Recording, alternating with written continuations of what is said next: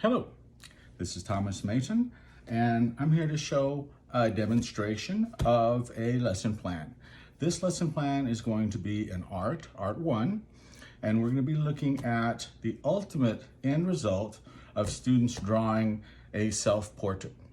In order to get to that point where they can draw a self-portrait and they can utilize Bloom's taxonomy to get into the higher level thinking skills and not only draw what their eyes and their nose and their mouths look like, but also to get into feelings and reflections and things that really kind of what makes a student them.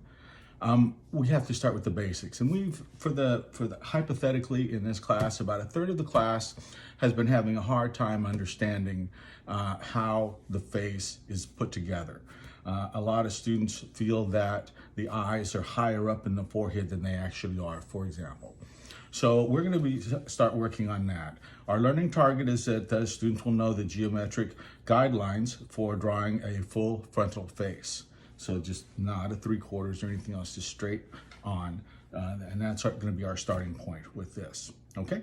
And the students are going to be able to draw geometric faces in perspective. And leading to the next step, which is going to be that they're going to be able to foster that into or engineer that into their own self-portrait. Okay, so let's get started. So what we have, every human face is a little bit different in the jaw area and the shape of the skull, but just as a human being, in general, faces are kind of like an oval, and they're a little bit wider at top than they are in the bottom. So we're going to just draw ourselves this is the top of the head up in here, and then this is the chin down here, right? And it's just going to be, like I said, generic. People are different. Everybody is a little bit different. So we've got the top of the head is up here, and the bottom of the chin is down here. Now if we use our ruler and we take a look at what we've got, this is about 9 inches. So we're going to do just a little bit. Half of 9 inches is about 4.5. So 4.5 inches down, we're going to put a line right about here, right? And then we're going to draw it across. So, and I'm drawing this a little bit thicker than I would have students draw it because I want the camera to be able to pick it up. So I would say draw it very lightly so that you can erase this line. This is something that we're going to get rid of later. So now when we look at this, we should have about 4.5 inches and 4.5 inches. That's where the level of the eye is, right through the middle of the eye. Okay. So then the next step, now, by the way, when I'm teaching this in a classroom, I will stop at each step of the way and walk around the class and make sure that everyone is in the right place, that number one, they're on task, and number two, that they're understanding what we're doing and that they're doing it correctly. So I would walk around and make sure that they've got their oval completed, and I would make sure that they have their line drawn halfway through the face. Because through experience, I know that when we just take, if I just have them draw somebody without knowing the geometrics of the face, a lot of them will put it too high up. The eyes will be way up here. So they don't understand that the eyes are in the middle of the face, because it seems kind of weird, but it is, that's what it is. So I would walk around, come back, and so now here we are. So now we're going to take a line, and we're going to take that 4.5 inches, which is going to be about 2.25 inches, and we're going to put a little mark there. Now that 2.25 inches right here, it's going to be the bottom of the nose. So you've got halfway is your eyes, and then halfway between your eyes and the bottom of your chin is your nose, right? So then if we take the nose and the chin, and you've got about 2.25, then we've got about 1.125, which is about right there. We're going to make a little line there, and that's going to be the bottom of our lip. So we've got the eyes halfway, the nose halfway between the eye line and the chin, and then the bottom of the lip halfway between the bottom of the nose and the chin. All right, so now we've got those done. So, and we know that also our ears are going to start about where the eye line is, and they're going to go down to about where the nose line is. So we can kind of just sketch those in very lightly to begin with. Okay, and we may have to go back in and work with it a little bit, but so now we know where everything is going to be. Now, how far apart are the eyes? Okay, so the eyes are, when we decide how wide they're going to be, we've got the distance of an eye. Let's say the eye is going to be an inch. Well, if we look across here, we'll see that this is actually 6 inches. So let's say an inch and a half or so. So if we do about an inch and a half here, and we do here an inch and a half, and then it should be about an inch and a half between the eyes, and then an inch and a half back. So we're going to make sure that we split down the middle. We can take the ruler here, and we can go right down the middle this way, lightly, because we're going to erase that line. And then we'll know that from this point, we can go out, let's say half an inch here, and then half an inch on this side. And then we can do about an inch and a half for the eye here, and then about an inch and a half for the eye here. Okay, so we want to make sure that the distance between this eye, the inside to the outside of the eye, is basically about the same as from the inside of the area between the two eyes, and then from the inside of the eye to the outside of the eye. So we want to make sure that we're looking pretty good there, and that these are kind of equal. And trusty eraser is going to be around to help us out whenever we need to. And then we can always rearrange things. All right, so now that we know that, we can take the inside of the eye, and we know that in general, it comes up and then drops down to here. And we also know that here there's a little eye duct, and then it kind of comes down and across. But it's very light on the bottom. The top can be dark, but the bottom is going to be kind of light. So this kind of comes up and drops in here, and then you got the tear duct there, and the eye comes kind of like that.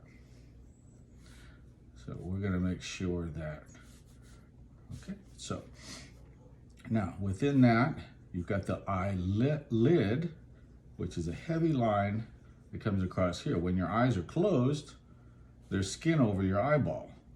But when your eye is open, that skin kind of folds back into itself. All right, so we can kind of get rid of that just a little bit. Then when we draw the eye itself, the eye is a circle, so we want to make sure that we draw the eye as a complete circle, although usually the top part of the eye we don't really see. We see the bottom part, but we want to make sure that if it was going to be a circle, it would go all the way around, okay? And then here, of course, in the middle of the eye is the pupil, and we don't just draw that in and make it black, because with all portraits, almost always, there's a light source. And that light source will bounce a reflection off the liquid part of the eye, and that will create a little highlight right in here. So we want to make sure that we don't, to draw a little crescent for the eyeball. And then the outside of the eye is pretty dark, so we want to get that in there. And then it kind of we'll just kind of color that in, but it's like spokes on a wheel. So we just kind of work with that a little bit in here. And don't draw it too dark at this point, but we're just going to get it in there. But see, now we've got that reflection, which really brings it to life. Okay. So now with the nose, you've got this is the bottom of the nose here, and we know that that's equity. Again, I would stop at this point and I would go around and make sure that everyone is about on the same page. Everybody's being about where they're supposed to be. So in general now, if you take the inside of the eye on both sides, the inside of the eye, and come down, that's going to be just about where the flare of the nostril is. So we know that if you bring that line down here, and then you've got the nostril that kind of comes in here when you're looking head on. So it kind of comes around like that. And then this part right here is kind of that little button of the nose right in here that you see. So, and then from here, this is the bridge of the nose. It kind of comes in, but you don't draw too much in here yet because that's just going to be reflection. If it was a 3/4 view, you would have a hard line, but when you're looking at it head on, it isn't a hard line. It's just kind of a soft, that both ends kind of go up and then down over the top. But you'll notice that in the bridge of the nose here, as that comes up, it kind of flows right into what we're going to create into our eyebrow. So here you've got an eyebrow that starts kind of thick in the front, beginning of it, and then it kind of fades off and kind of wraps around down here.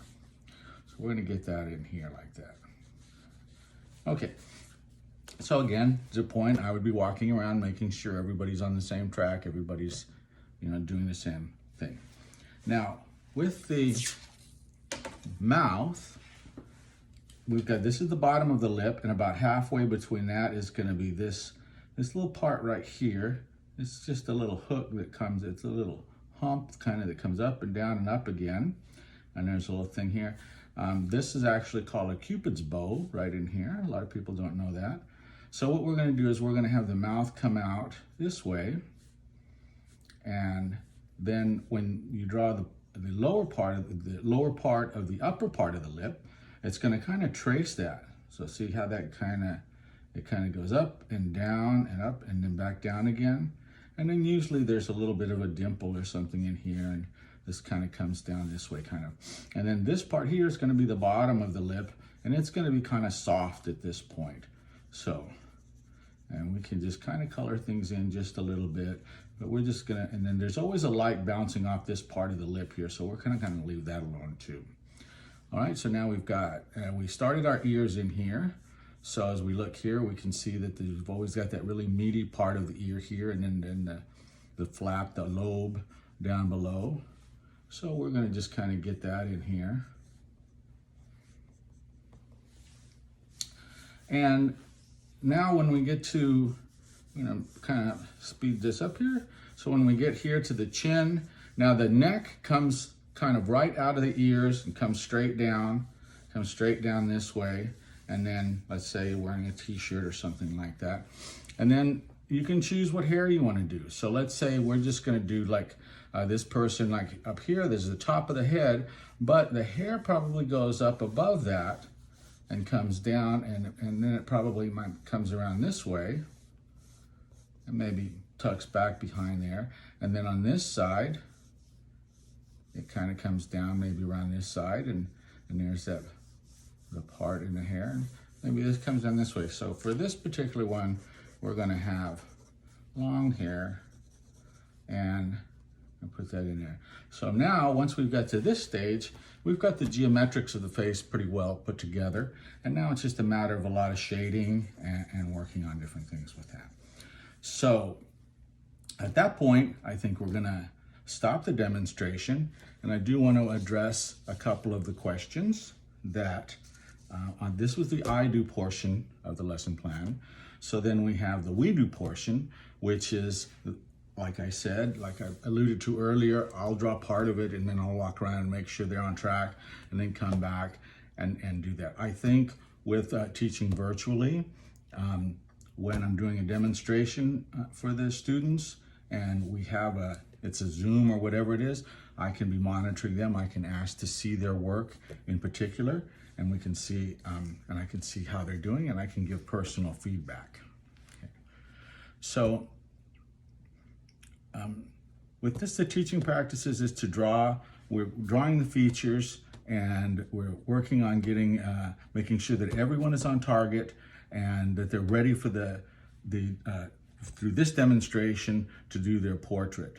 So this is the I do part, then we'll do the we do part, and then the you do part is they can work on their own when they either take a photograph or they're using a mirror, and they can look at their own reflection, and they can see how they're doing and what they need to change, and then I'll be there to help them out. This is a basic lesson in face geometry, and all that's required to do this is a pencil and a paper and a eraser, and a ruler. So with all these things, this is what a student can start to produce. And I think that is pretty much what my lesson would be on drawing the geometric forms of a face and getting the students to follow along with that, so that now this is not high on Bloom's taxonomy because they're just learning, they're comprehending what the geometry of this is. We haven't gotten into the creativity part of it, but we will get into the creativity part of it when they're drawing their own self-portrait, because that's when they can start really manipulating things. So I hope you enjoyed my demonstration, and I look forward to hearing from you. Thank you very much.